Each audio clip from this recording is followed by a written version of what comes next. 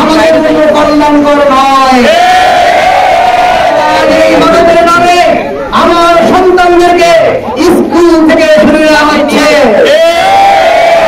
এই মাদকের নামে আমার মা বোনদেরকে ঘরের কাজের থেকে বিমুখ করা হচ্ছে। আমরা বলতে চাই এই মাদক আমার সন্তানকে হত্যা করছে।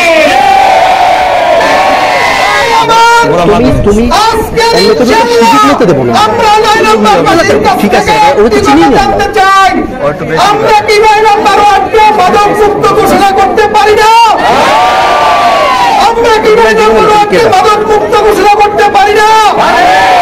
তাহলে আমরা আজকে 9 নম্বর ওয়ার্ডকে মাদক মুক্ত ঘোষণা করলাম। আজকে থেকে মাদক মুক্ত 9 নম্বর ওয়ার্ড।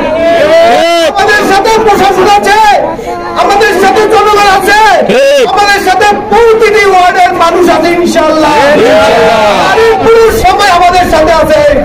এই মাদক কারবারীরা, মাদক সেবনকারীরা, মাদক বহনকারীরা, মাদক বিক্রেতাকারীরা তোমাদেরকে হুঁশিয়ার করে দেয় শেষবারের মতো, আমরা তোমাদের আর মূল্যবান সময় তোমাদের কিছু নষ্ট করবো না।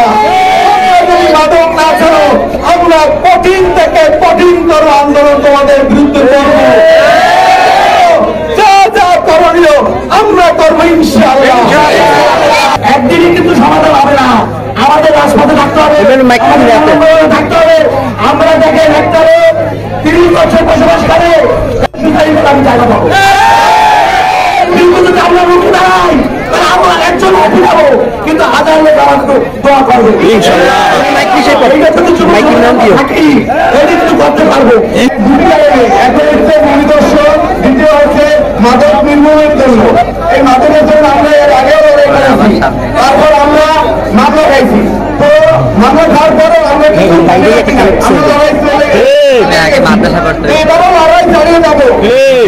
একটা ছেলেকে মাদক ধরিয়ে দিলে তার কিন প্রজন্ম ওই মাদকের ভুক্তভোগী হয়।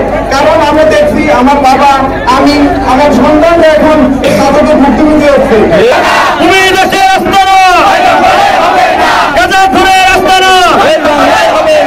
আমরা বলতে চাই 9 নম্বরবাসী যারা স্থানীয় আছেন ঘর মালিক, তারা কোনো গাঁজাখোরের কাছে, যারা কোনো গাঁজা বিক্রি করে, যারা ইয়াবা বিক্রি করে, তাদের কাছে আপনারা ঘর ভাড়া দিবেন না।